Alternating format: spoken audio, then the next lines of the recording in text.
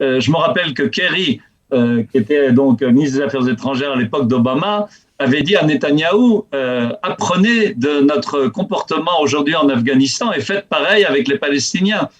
D'accord, on vivait cette illusion à l'époque d'Obama que avec la politique des États-Unis en Afghanistan allait être une réussite qu'on avait à copier.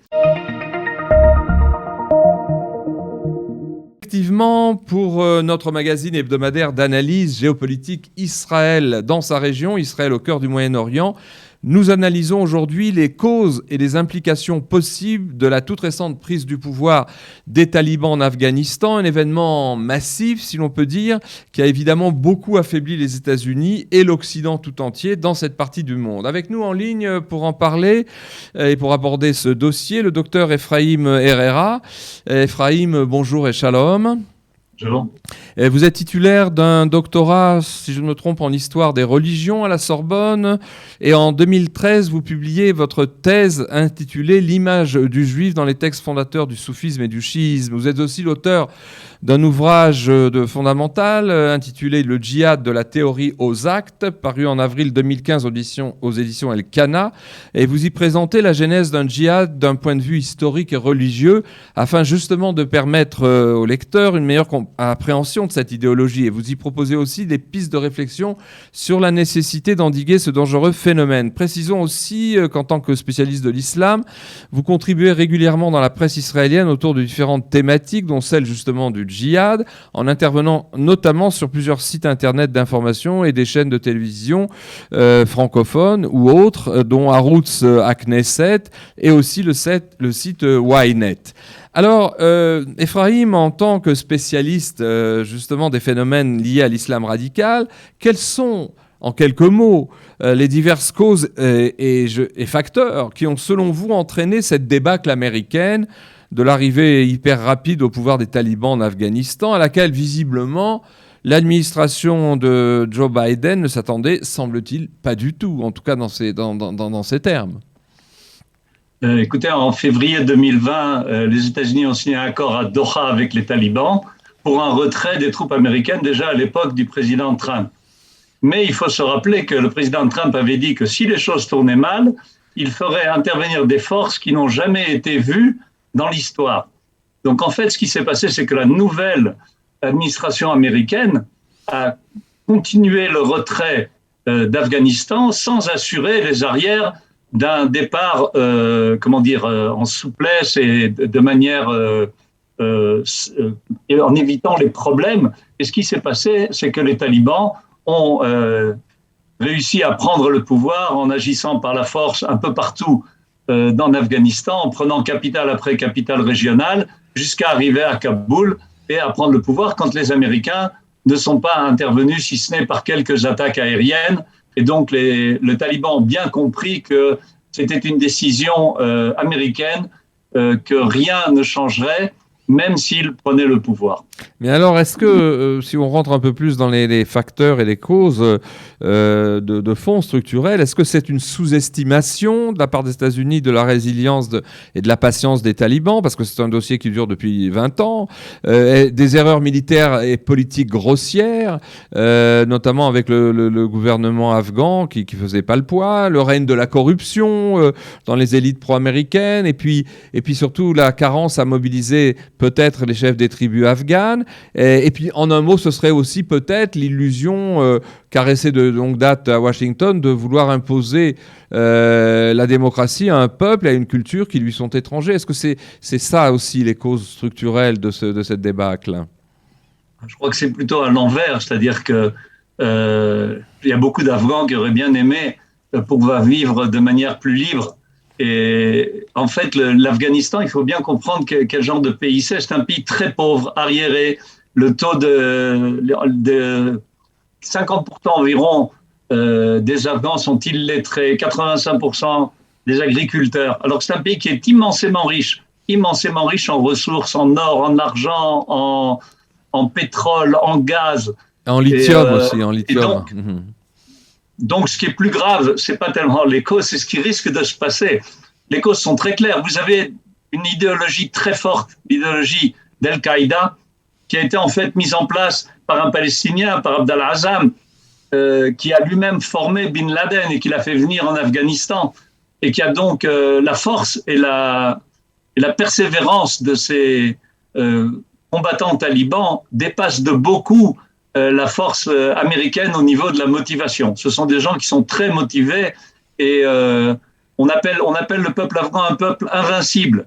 Ils ne pouvaient pas supporter cette domination étrangère chez eux. Mais ceux qui étaient pour un pays plus ouvert se voient minoritaires et surtout beaucoup moins forts et moins motivés que ces gens qui sont prêts à mourir pour arriver à ce qu'ils appellent la Jannah, arriver au paradis, même par la mort. Ils n'ont pas peur de la mort. Alors, et donc c'est une idéologie très forte avec une armée qui a eu une guérilla qui a duré depuis 20 ans. Et ils étaient convaincus qu'ils réussiraient à mettre les Américains dehors, et c'est ce qu'ils ont réussi à faire. Alors, justement, à ce propos, devant les médias, le président Biden a voulu justifier ce départ honteux des Américains, j'allais dire la queue entre les jambes, en incriminant, je le cite, l'absence de volonté combative de l'armée afghane, mise sur pied depuis 20 ans par Washington, à grand renfort de lourds investissements et d'équipements militaires en tout genre. Or, c'est ce que vous venez de dire, mais j'aimerais qu'on fasse la comparaison. Ce qui est réellement en cause dans cette débâcle, qu'on a comparé à tort ou à raison au départ précipité des troupes américaines de Saïgon, la capitale du Sud-Vietnam en 1975, n'est-ce pas plutôt l'absence, comme vous le suggériez à l'instant, de volonté de se battre, non seulement des Américains eux-mêmes, mais aussi, on pourrait dire, de la plupart des pays occidentaux dans le monde d'aujourd'hui? Absolument. Vous avez le ministre britannique des Affaires étrangères qui a dit que peut-être que les talibans finalement vont devenir modérés puisqu'ils sont prêts à dialoguer. Il y a cette illusion que des gens vont abandonner leur idéologie pour faire plaisir à l'Occident. C'est pas ce qui va se passer. C'est certainement pas ce qui va se passer. On voit que l'Occident a peur et cette peur face à la violence active de ces islamistes. Le résultat est inévitable. C'est la prise du pouvoir par les islamistes avec, encore une fois, même si les ressources aujourd'hui en Afghanistan ne sont pas exploitées, elles vont l'être. Je n'ai pas relevé le facteur le plus important à court terme, c'est le pavot avec lequel on fait l'opium et l'héroïne. C'est le plus grand producteur mondial de pavot, l'Afghanistan. Donc ils ont des ressources immédiates, très très importantes, qui vont leur permettre de réaliser leur idéologie. Leur idéologie n'est pas de prendre l'Afghanistan.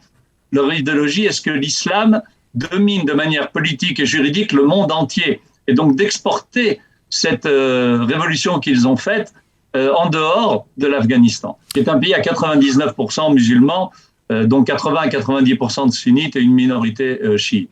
Alors que 20 ans après les attentats du 11 septembre 2001 aux États-Unis, puisque on est presque en septembre, le drapeau taliban flotte désormais sur l'ambassade US à Kaboul. Cet échec américain patent après justement la pseudo-victoire claironnée dans certains médias, voilà 3 ans de la coalition occidentale contre Daesh, l'État islamique, un autre pôle terroriste sunnite qui n'a évidemment jamais vraiment disparu. Alors, est-ce que ce tournant marquerait, comme vient selon vous, le titrer avec des points d'exclamation un peu à la sensationnelle, l'hebdomadaire français conservateur Valeurs Actuelles, est-ce que ce serait ça, c'est ce drapeau taliban qui flotte sur l'ambassade américaine maintenant à Kaboul, le début de la fin de l'Occident, ou est-ce que c'est un titre de presse culpabilisateur? Quelle est votre analyse? Est-ce que c'est un pas de plus dans la chute de l'Occident? Très difficile de prévoir ce qui va se passer, mais pour l'instant, ce qu'on voit, c'est une prise du pouvoir d'un pays qui est plus grand que la France et qui compte 40 millions d'habitants, qui vont être formés maintenant tous au djihad. Leurs écoles, c'est ce qu'elles vont enseigner. Et ça va servir de modèle. Il ne faut pas oublier que pour ces islamistes, le modèle, c'est Mahomet, le fondateur de l'islam. Et quand Mahomet a pris le pouvoir, il avait face à lui la Perse d'un côté et les Byzantins de l'autre, étaient de grandes puissances qu'il a réussi à battre parce que justement elles étaient faibles, elles étaient de leur point de vue corrompues moralement, et très rapidement il a réussi à les battre. Pour l'Afghanistan, pour les Afghans et principalement pour Bin Laden à l'époque, ce sont les islamistes qui ont fait chuter l'URSS. Et de la même manière qu'ils ont fait chuter l'URSS, ils feront chuter aussi les États-Unis, et le drapeau de l'islam flottera non seulement à Kaboul, mais aussi à Rome principalement. Et c'est ça leur rêve, et c'est ce qu'ils vont essayer de faire de manière continue. On voit déjà que cet exemple est considéré comme une grande victoire, par exemple par le Hamas. Il ne faut pas oublier qu'Abd al-Azam, qui est donc le maître de Bin Laden, était un frère musulman, comme les gens du Hamas, et aussi comme Ram, qui est aujourd'hui au pouvoir en Israël.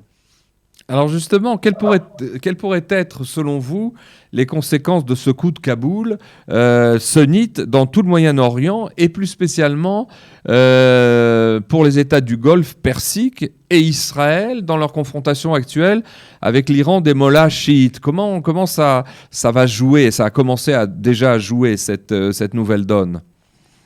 Écoutez, on voit un grand succès donc du mouvement qui est un mouvement qui est plus sunnite, bien évidemment. C'est Al-Qaïda, ce ne sont pas des chiites. Et si on prend l'État islamique, lui, il le dit de manière explicite, il considère les chiites comme des traîtres passibles de mort. Al-Qaïda est un peu plus modéré, mais il n'aime pas non plus les chiites. Mais vous avez des tribus pashtunes qui sont en collaboration avec l'Iran et qui sont opposés aux talibans aujourd'hui au pouvoir. C'est complexe. Mais la chose la plus importante, à mon avis, et surtout pour Israël, je me rappelle que Kerry, qui était donc ministre des Affaires étrangères à l'époque d'Obama, avait dit à Netanyahou apprenez de notre comportement aujourd'hui en Afghanistan et faites pareil avec les Palestiniens. D'accord, on vivait cette illusion à l'époque d'Obama que avec la politique des États-Unis en Afghanistan allait être une réussite qu'on avait à copier. Au Moyen-Orient, il y a un seul critère, c'est le critère de la force. Celui qui est fort et qui sait se défendre tout seul a des chances de survivre. Et sinon, celui qui est fort et qui ne veut pas appliquer sa force sur celui qui n'est pas fort va forcément se retrouver vaincu et dominé par ceux qui sont plus forts que lui.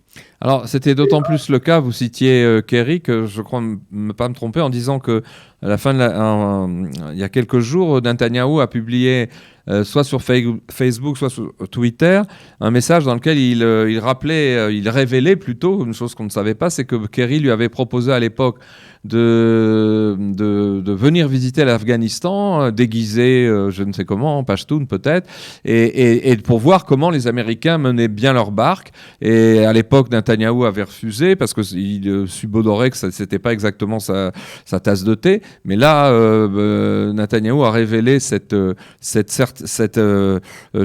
emphase de Kerry qui s'est complètement plantée comme la plupart des dirigeants américains. C'est toujours la même chose, on prend nos désirs pour des réalités. Il y a une mécompréhension de l'islam et des motivations des islamistes. La première chose à faire quand on a un ennemi, c'est de le respecter et de connaître ses motivations, sa manière de réfléchir. Et quand on ne le fait pas, alors c'est un échec cuisant. Si je reprends par exemple les officiers français en Algérie au XIXe siècle, ils connaissaient parfaitement les différentes tribus, les différentes conceptions de chacun des mouvements, ce qui leur a permis de gérer de manière relativement tranquille les pays de l'Afrique du Nord. Aujourd'hui, il y a une méconnaissance absolue, que ce soit la langue ou les conceptions de base et ce qui motive les gens et ce à quoi ils sont prêts. Ils sont prêts surtout à mourir et l'Occident aujourd'hui n'est pas prêt à mourir pour défendre ses idées. Alors, comme le dernier discours creux de Joe Biden après ce retrait américain a fait penser certains journalistes et éditorialistes au discours tout aussi vide et emphatique du Premier ministre israélien Ehud Barak en mai 2000, après le retrait précipité et chaotique de Tsahal du Sud-Liban face au Hezbollah, certains experts israéliens, en l'occurrence, ont relevé que le leadership occidental ou apparenté, quand il s'identifie à l'Occident, n'avait pas toujours compris qu'au Moyen-Orient, la géopolitique a horreur du vide et que tout retrait militaire unilatéral d'une force donnée amène d'autres forces hostiles à investir tous les territoires évacués. Est-ce aussi votre analyse? C'est-à-dire que Israël a fait l'expérience de deux retraits, celui du Sud-Liban et celui de Gaza, et on a vu que tout au contraire de calmer le jeu et d'ouvrir la voie vers des solutions négociées, ça n'a fait que, je dirais, faire monter les enchères militaires. Sans envenimer la situation, je crois que le problème de base, c'est justement que la géopolitique ne veut pas tenir compte du facteur religieux. On ne veut pas tenir compte du facteur religieux. À chaque fois, on fait une réduction de l'ennemi à des intérêts économiques, politiques et autres. Et jamais on ne fait intervenir, ou presque jamais, les facteurs religieux qui sont les vrais facteurs profonds qui motivent l'ennemi islamiste. Il est prêt à mourir pour ses idées et pour faire avancer son idée de base, et qui est pour eux le projet de Allah pour le monde, qui est la domination du monde entier par l'islam politique. Ça, c'est le point que, en général, les analystes européens, occidentaux, ne veulent pas regarder. Ils en ont trop peur. En fait, une fois, j'ai donné une conférence aux États-Unis et une des personnes dans la salle m'a dit c'est pas bien ce que vous dites parce que les guerres de religion sont des guerres sanguinaires et si vous évoquez le facteur religieux, alors vous nous mettez en grand danger. Mais en fait, moi, je ne soulève rien du tout. Je ne fais qu'analyser ce que disent justement Abdallah Azzam ou Bin Laden ou les théoriciens d'aujourd'hui. Les talibans sont aujourd'hui, le dirigeant des talibans est un imam qui a sorti des fatwas dans lesquels il autorise justement ces combats, les attentats suicides contre l'ennemi, etc. Ce facteur fondamental qui est le facteur religieux et les buts politiques, parce que c'est une religion politique, l'islam, alors on fait une projection soit athée, soit une projection chrétienne dans laquelle le monde religieux et le monde politique sont séparés. Donc c'est l'erreur fondamentale. C'est un déni de réalité, finalement. Ce que vous signalez là, qui est à l'origine de la dissonance cognitive, c'est-à-dire qu'on voit le monde tel qu'on espère qu'il pourrait être, mais pas tel qu'il est. C'est donc la cause de toutes les ornières et de toutes les débâcles occidentales, d'une certaine manière. À mon avis, c'est la raison profonde, de prendre ses désirs pour des réalités. Et on a ça aujourd'hui en France et en Angleterre avec les no man's zones, les zones de non-droit, où l'islam politique est dominant. Et aussi maintenant, ça commence à venir aussi en Israël. On a vu ce qui s'est passé à Lod, on a vu ce qui s'est passé en Galilée, avec ce phénomène profond qui a une racine religieuse. On l'enseigne dans les écoles.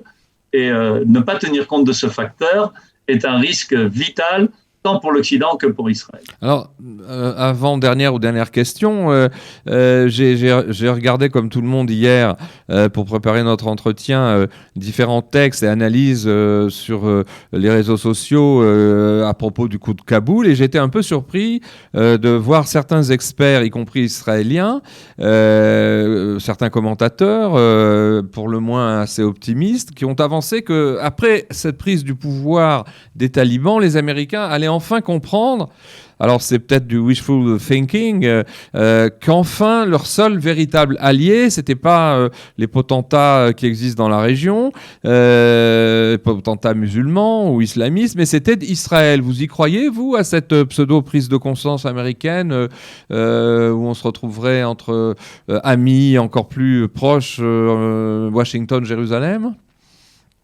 Non, j'y crois pas pour l'instant, surtout que la politique du gouvernement n'est pas cette politique-là. On entend bien le ministre Lapid qui parle de la solution de 2 États, et donc ce n'est pas ce que vise aujourd'hui l'État d'Israël. Je pense qu'il y a par contre un potentiel de montrer que la guerre contre Israël est de même nature que la guerre contre l'Occident.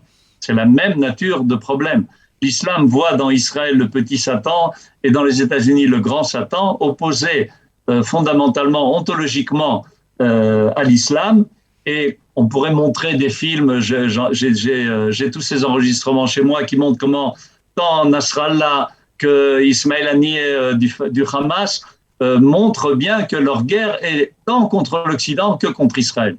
Pour eux, nous sommes des représentants de l'Occident, alors ce serait bien effectivement de le dire, nous sommes aussi avec l'Occident face à cet islam belliqueux qui veut nous détruire et nous imposer son idéologie. Je pense qu'il y a ici un point important à essayer de mettre en marche, mais ce n'est pas ce qui est en train d'être fait par Israël. Alors, est-ce que, ultime question, et je vous demanderai de répondre brièvement, est-ce que la superpuissance qui attend dans l'ombre, et pas simplement par rapport à l'Afghanistan, c'est aussi une stratégie de pénétration socio-économique et d'investissement dans le Moyen-Orient, est-ce que c'est pas la Chine qui a été appelée par les talibans pour assurer la surveillance des postes frontières, pour la frontière qu'il peut y avoir de commune, et puis aussi la Chine qui ziote sur les sources d'énergie dont vous parliez, notamment le lithium qui est si important pour fabriquer le software et tous les processus électroniques. Est-ce que c'est pas la Chine qui va tirer les marrons du feu, j'allais dire, non pas comme d'habitude, mais ce serait une double défaite américaine de voir les Chinois se placer et déjà se placer en bonne position en Afghanistan. Effectivement, vous avez raison, la Chine a déjà proposé des investissements en milliards de dollars à l'Afghanistan, justement pour exploiter toutes ces ressources. Vous avez cité le lithium pour fabriquer les processeurs des machines informatiques et des téléphones, mais il y a encore beaucoup d'autres ressources. Et il est certain que la Chine va essayer d'exploiter ça. L'argent est critique pour les Chinois. Eux, ils n'ont pas peur du tout des musulmans. Et on voit comment ils traitent les Ouïghours de manière très dure à l'intérieur de la Chine. Et si un jour l'Afghanistan menace la Chine, ils emploieront la force sans autre forme de procès. Eh bien, merci Ephraim Herrera pour toutes ces précisions et cette analyse même rapide mais approfondie. Merci pour le temps que vous nous avez consacré. Merci aussi aux auditeurs de nous avoir écoutés. À la semaine prochaine.